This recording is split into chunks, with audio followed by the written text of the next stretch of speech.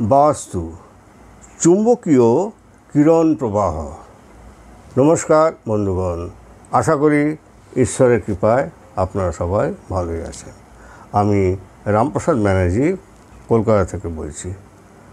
আজ আমি চুম্বকীয় কিরণ প্রবাহ নিয়ে আলোচনা করব।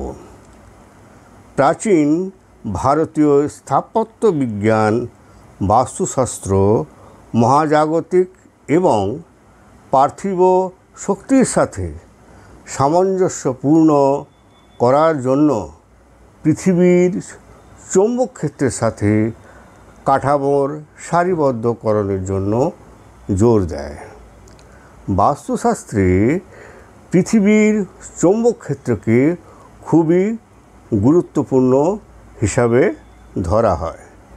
এটি একটি প্রাকৃতিক শক্তি যা দিক নির্দেশ করে এবং এর সাথে সঙ্গতি রেখে ঘরবাড়ি তৈরি করলে ইতিবাচক প্রবাহ পড়ে বলে মনে করা হয়।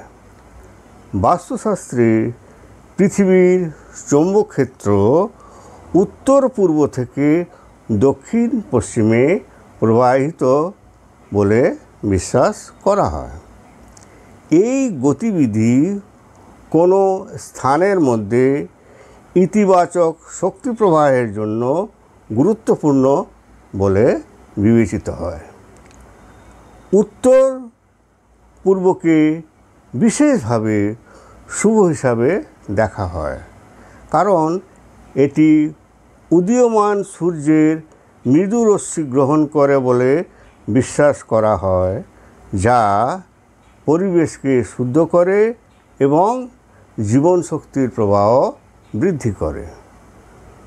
সূর্যের আলো ও উত্তর ধ্রুব থেকে প্রবাহিত চুম্বকীয় কিরণ থেকে লাভান্বিত হওয়ার জন্য গৃহ নির্মাণ কাজ এভাবে করতে হবে যেন উপরোক্ত কিরণগুলির প্রবাহে কোনো রকম বাধা না পড়ে।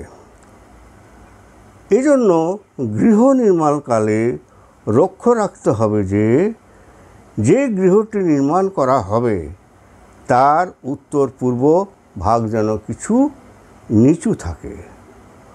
উত্তর ভাগ যদি কিছু নিচু রাখা হয় তবে উত্তর ধ্রুব থেকে প্রবাহিত চুম্বকীয় কিরণের প্রবাহ প্রতিকূল থাকবে।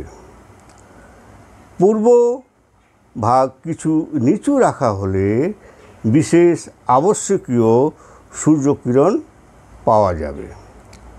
অতএব গৃহের উত্তর পূর্বাংশ অর্থাৎ ঈশান কোণ গৃহের অন্যান্য ভাগ থেকে অল্প কিছু মাত্রা নিচু অর্থাৎ ঢালু রাখা শুভ এবং ফলদায়ক।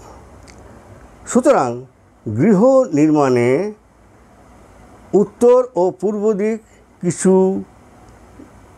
নিচু অর্থাৎ ঢালু রাখলে আলো বাতাস ভালো পাওয়া যাবে। সূর্যলোক এবং বায়ু প্রবাহের অবধি গতি দুটি চিত্রের মাঝে বোঝানো হলো। চিত্রটি স্ক্রিনে দেওয়া হলো।